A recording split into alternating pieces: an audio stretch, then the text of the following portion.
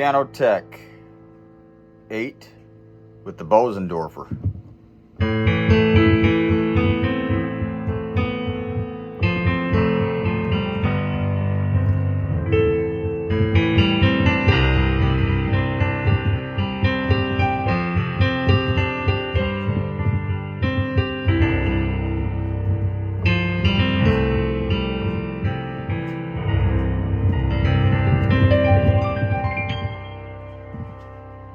What do you guys think? So this has been a long time coming. I haven't done a video in quite a while, and I've been waiting for this. I've been waiting for this instrument here. I've been using the Steinway for a long time, and I was anticipating this Bösendorfer. I was anticipating something. And you never know what they're going to release, these companies. They got all these different softwares out there. You never know what they're going to release. So I was waiting for something, Baldwin, Bösendorfer, something different. And Pianoteq did not fail to impress me.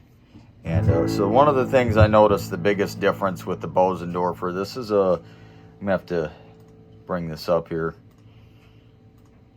It's a Bösendorfer 280 VC concert grand piano. One of the things I immediately noticed when I first downloaded this was how clean the piano sounded, and how much more expressive it was compared to the Steinway D, which I've been using for about 3 years. And so the way Pianoteq is set up, you can do a side-by-side comparison. So I have this one here, and then I have just the Steinway D Classical, I guess is what the preset is called. And that's the Steinway D Classical right there.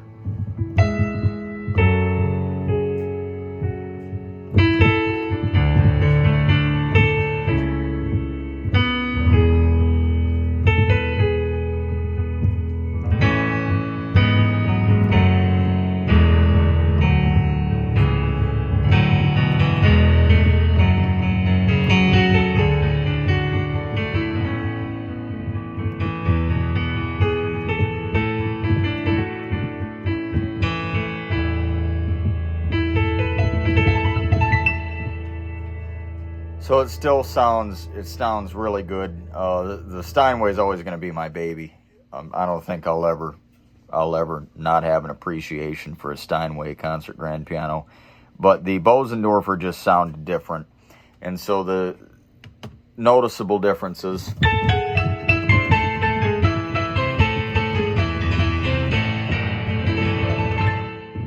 and that's a very, very challenging piece to play. Sometimes I get it right, sometimes I don't.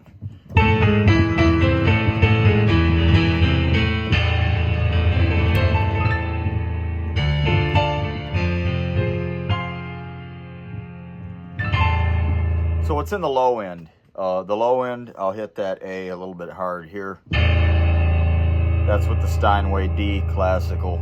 And then we can go over to the Bösendorfer here. So I'll go back and forth a couple times. Still the Bösendorfer. I'll go to the Steinway. It's a tone. The tone is different. And I've found with the Bösendorfer, it just seems like I can do more of a true forte. Whereas opposed to the Steinway, there was a forte, but it was like it had a cap to it. So this is a soft, D chord. G over D.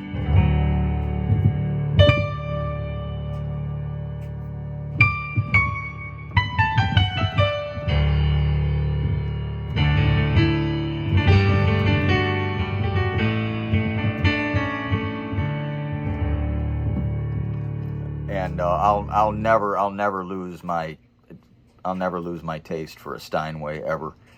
I'll always love those. But the Bösendorfer, bear in mind, I played one Bösendorfer in my lifetime, and it was many years ago. And I was probably about about 20 years old, maybe 19, and I hadn't learned a quarter of what I've learned about pianos and their differences back then. I hadn't learned anything, and so I can't really recall. I just know the piano was very expensive, and I had a privilege to play one of the most expensive pianos ever made. My mom was having a piano recital, and I got this Bösendorfer. They're letting us use it. So I can't really tell you what the true differences are in the software versus the real thing. But I can tell you the differences with the software Steinway D versus the real thing, because I've played several concert grand pianos made by Steinway in the last 3 years. So, but this is the Bösendorfer.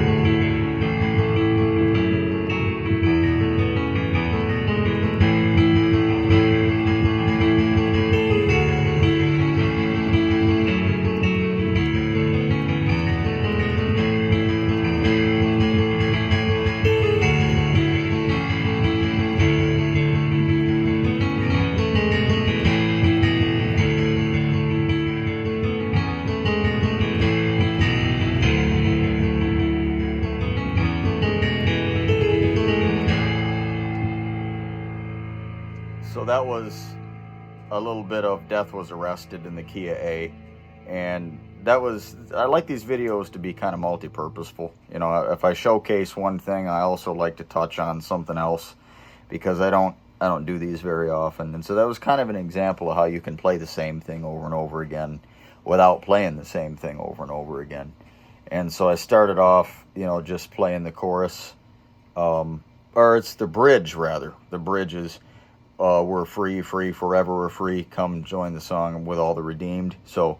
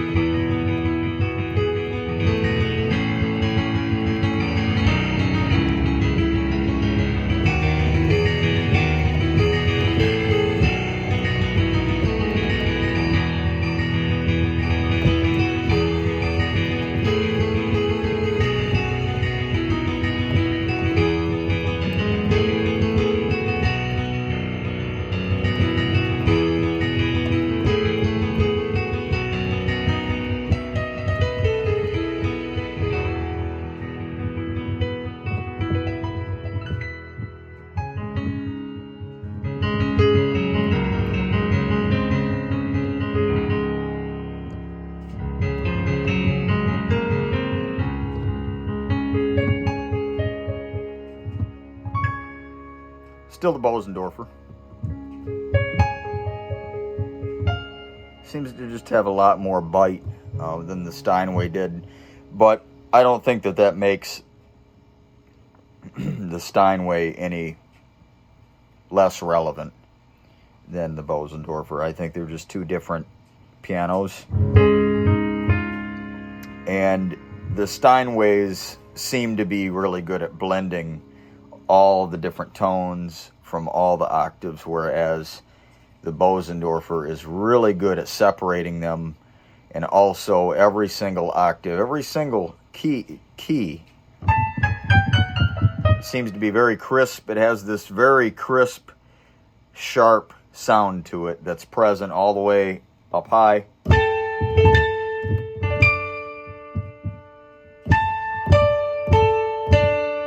Carries all the way through the low end.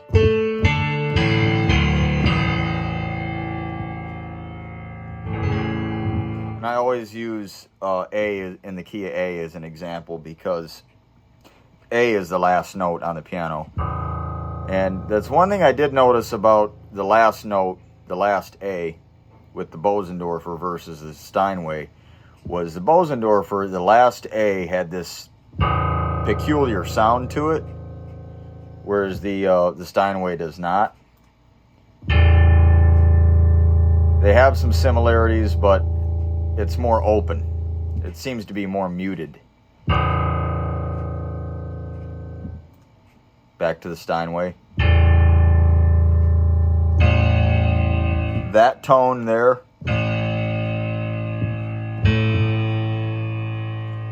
Steinway, it's distinguishable always. It's always going to be. There's no way you could mistake that for anything else. Just that tone right there.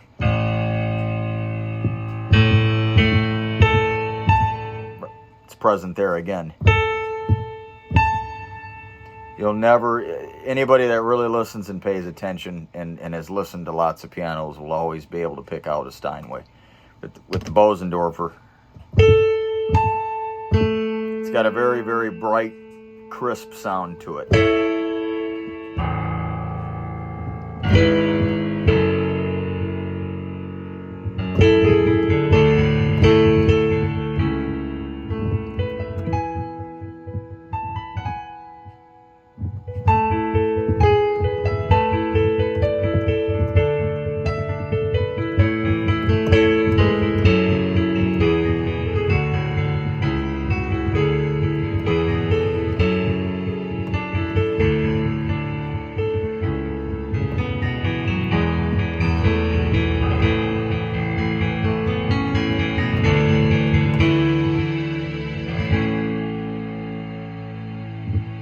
And so with using this Bösendorfer more now, I've had to change the string sound up a little bit.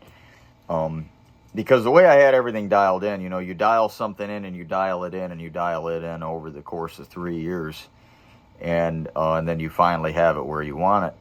And so with using the strings behind this Bösendorfer, with it having so much more extra expressiveness in the velocities, and it doesn't really seem to make a difference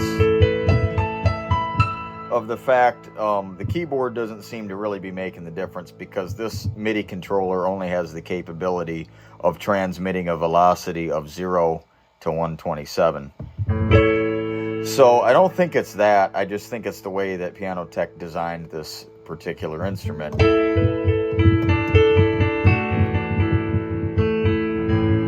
So I can be extremely soft, and I even hooked up the Celeste pedal. That's what it's called in Pianoteq, but we commonly know it as a felt piano, F-E-L-T, felt.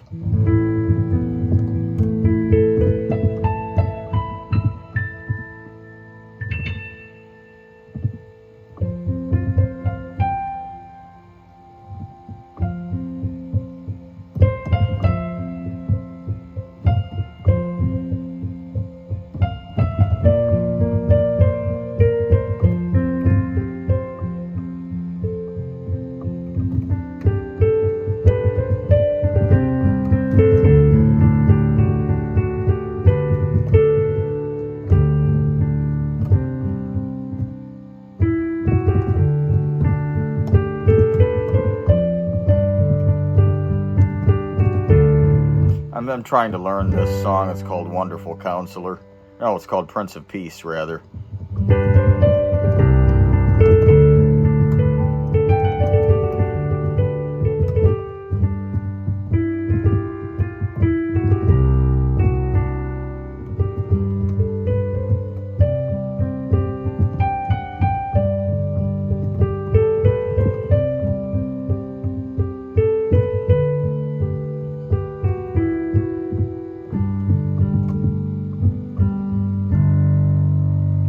That was all with the felt. It's something you configure in the software. It's but they call it the Celeste pedal, and it's basically taking your MIDI signal from your soft pedal, and it takes that, and instead of using it as a soft pedal, you just change it to the Celeste pedal. It's just a feature that you can configure in Pianoteq 8. And actually, it looks like my version that I have is out of date already. But this is the 8.3.0, released 2024, 6/12, June 12th. So I've had this for a while and haven't done this video yet. And just been doing this and that, having fun when I'm, having fun when I'm not working. And spending some time out on the water, that kind of thing.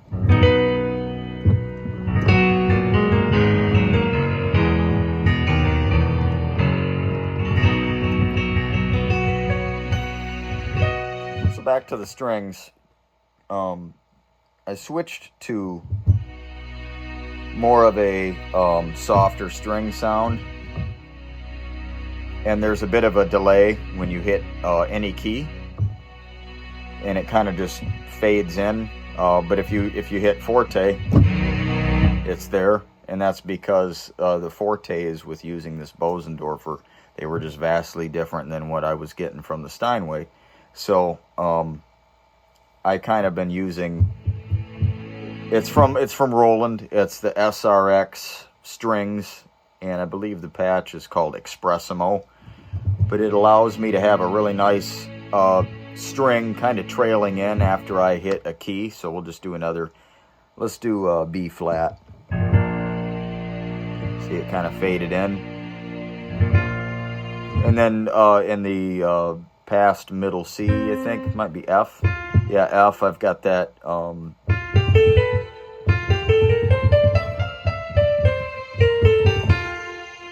bell sound, which I previously, for many years, I'd been setting that up to where it only sounded at certain velocities if I played hard.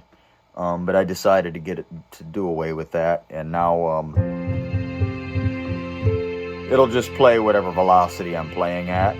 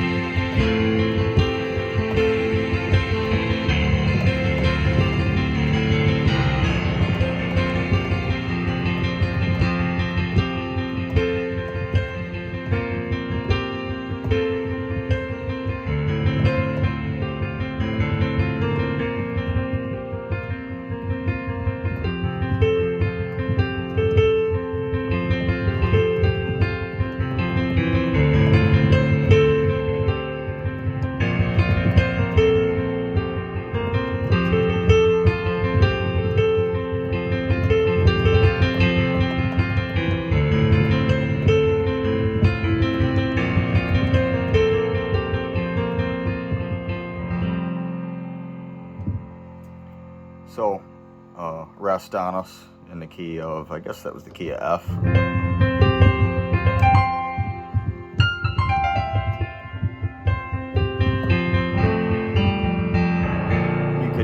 You could hear that low end, or at least I hope you could hear it.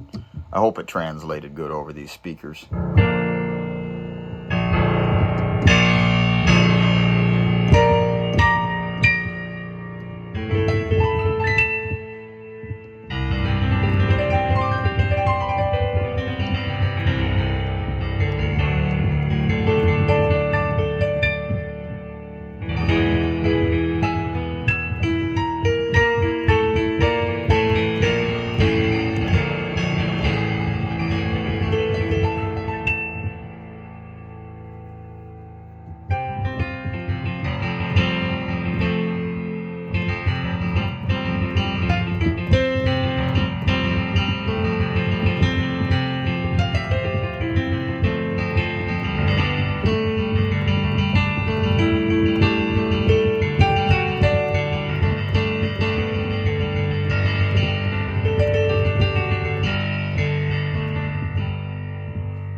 And I've also found that it pairs really good with all of the electric pianos. So like here's a DX7 sound. I'll do the key of G.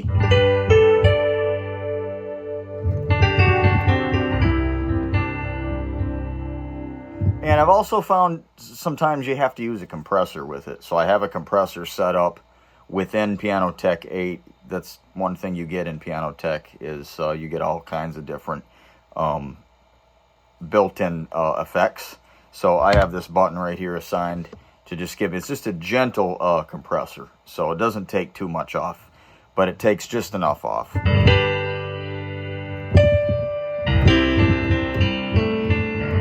It helps when you're blending this piano with other pianos. Just keeps me from peaking.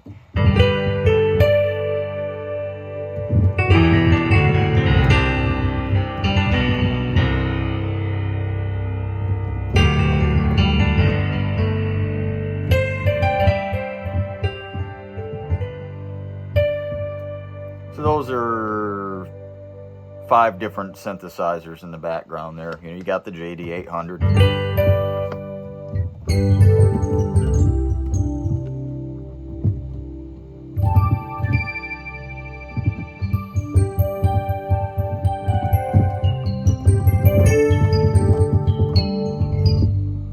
You got the DX7.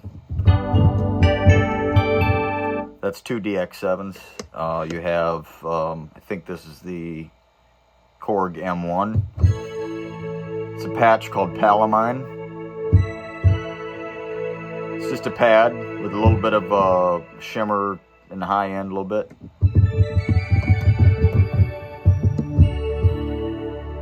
Then I got another one from the Wave Station. This is called Refloating Pad.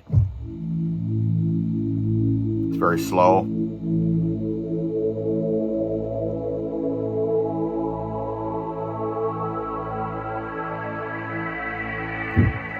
And then I got the JB1080. It's on MIDI Grand. So that's that. This is just a set that I have built for Hall of Faith. It's a camp coming up next week. Well, it's actually going on this week too. But my church has graciously invited me once again to be a part of it. And I'm very grateful for that. And so I give you a little bit of a eyeball at what I'm doing here. So yep, here's all the synths right here. And so I just got these kind of blended, ready to go. You can see what I'm working with here. You get the piano and organ here. I might switch. I just have it labeled as grand. I might switch in between the Steinway and the Bösendorfer. This will be my first time trying the Bösendorfer live, so it might not work. It might work. Who knows? Got a Wurlitzer here, then the bell and the strings here. And I got my B3 stuff all set up right here.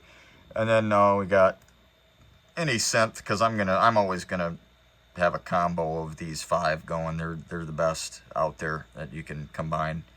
This is the JB1080. I have the patch name here so I don't forget what I have it set to. And then we got our tonic pads right here. This is just B flat, That's what I had it set up for last time.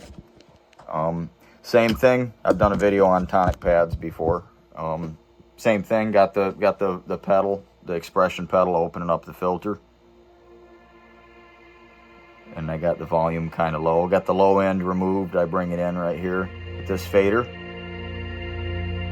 We got shimmer right here. I've got the volume set kind of low for this. I probably need to bump that up. But then we could just take the low end out and have just a airy shimmer sound. Let's see, we're in B flat here. So this is with the compressor on the Bösendorfer still. Turn the strings off.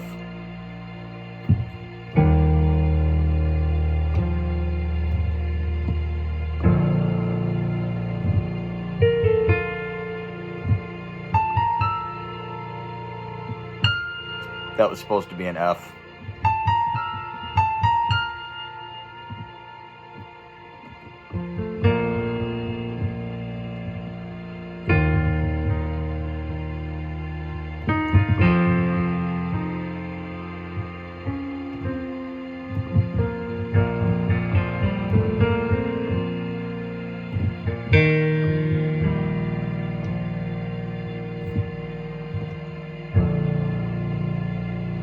Back out of the tonic pad a little bit, trim that filter back.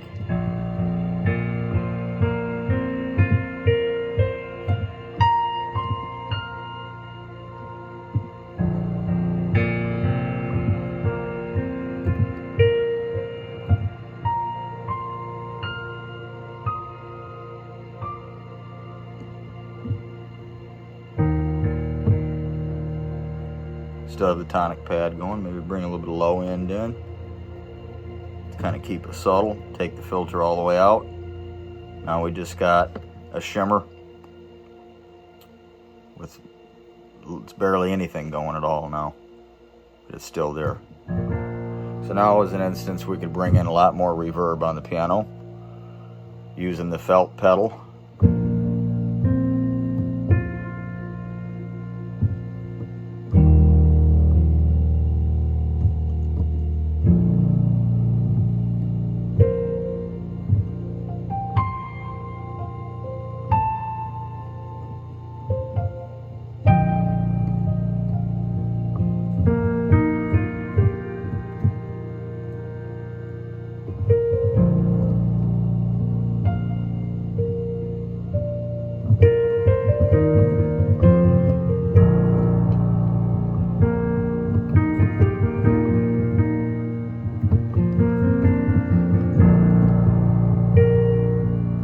Start to build up a little bit.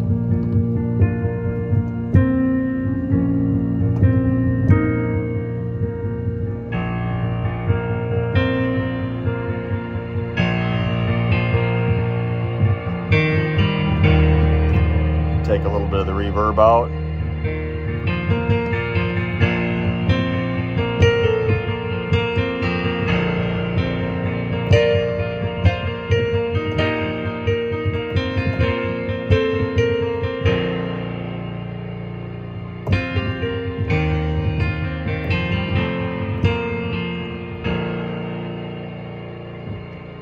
A little something in the key of B flat, turn the tonic pad off. So that's just a little what I got, what I'm working with. But yeah, loving that Bösendorfer. They did a very good job with it.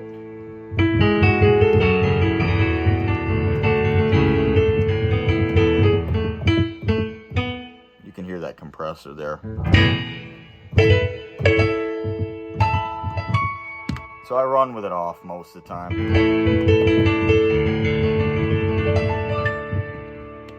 But when you're bringing all them other layers in, you know, you got to have it a little bit. So I'm going to go back to, I'm going to readjust these to what I've had them at in the past. These synths, I had some of the sounds changed up because I like to change these up. Depends on what we're doing. You know, like what I do up at camp. So like in the daytime, I won't use a grand piano hardly at all, unless it's like a specific part that would be unrecognizable without it. Usually in the daytime, just to keep things different, you know, it's to keep things, I don't know, I don't like being predictable. I don't think being complacent's a good thing. And so I don't like getting up and sounding the same and playing the same thing over and over again. I like to change things up. So part of the way I do that, and everybody knows this that's watched these videos, is I use different sounds all the time, and I use them at different points in time. So, you know, I call this just my 1990s stack is what it's called.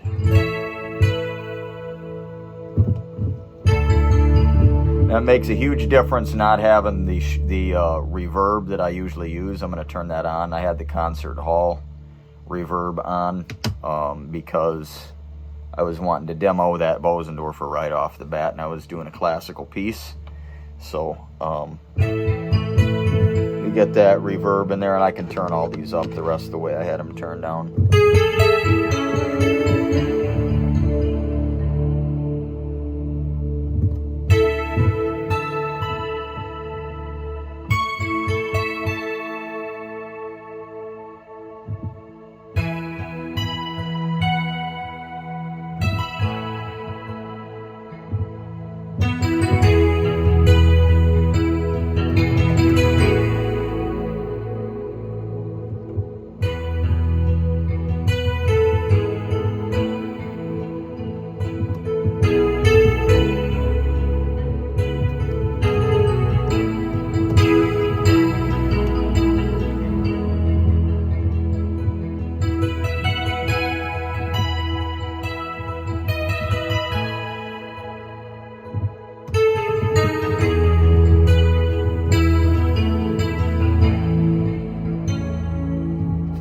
That's just them 5 different synths all at once. What I changed was I changed the M1 back to another E piano. It's called Super E piano, and then I changed the wave station back to that Angelica patch is what it's called. So very recognizable, especially when you get the DX7 going with it. And of course, that's not even the DX7 patch that's the most recognizable. I can go to that one though. This is a DX7 patch that's supposed to sound more like a Korg 01W,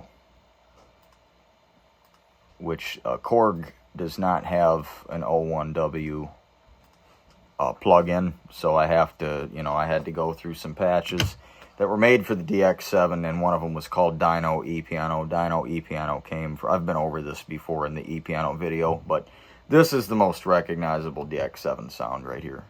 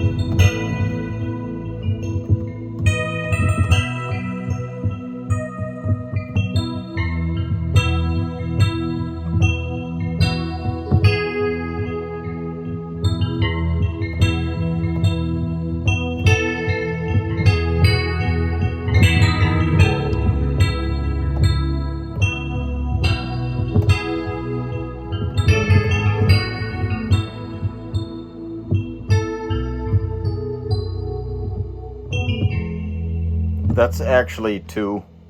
One's panned to the left side, one's panned to the right side, and they're both slightly detuned.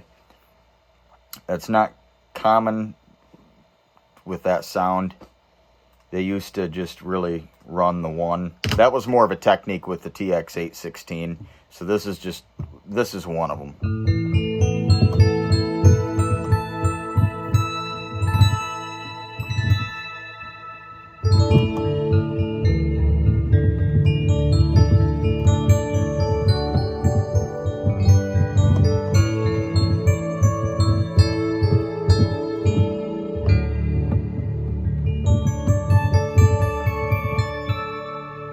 take some of that reverb out.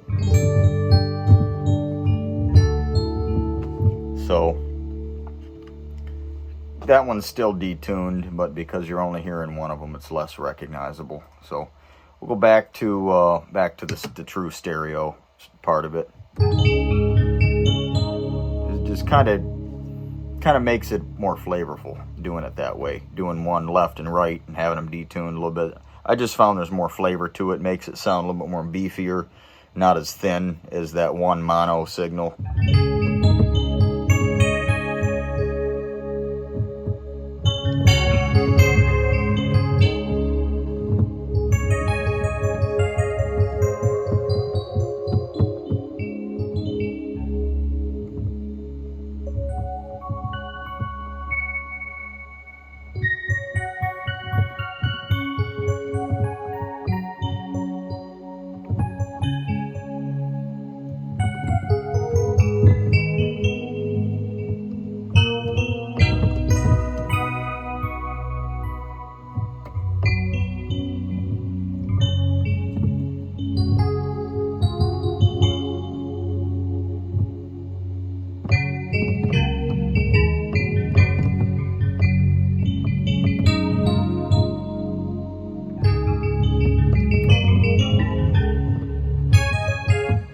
That's the DX7, and then, you know.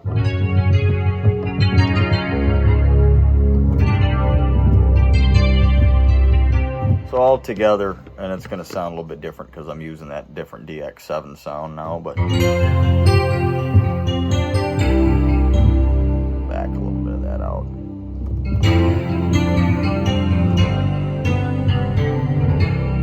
So back to the Bösendorfer. It doesn't sound half bad with that long chorus reverb that I've got going. But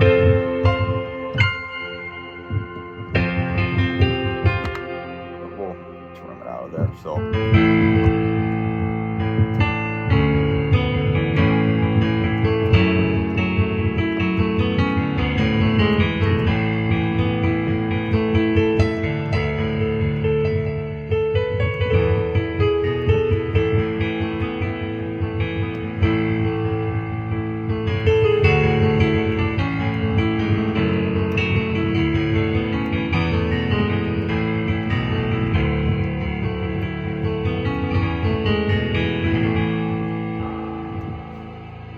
catch you next time.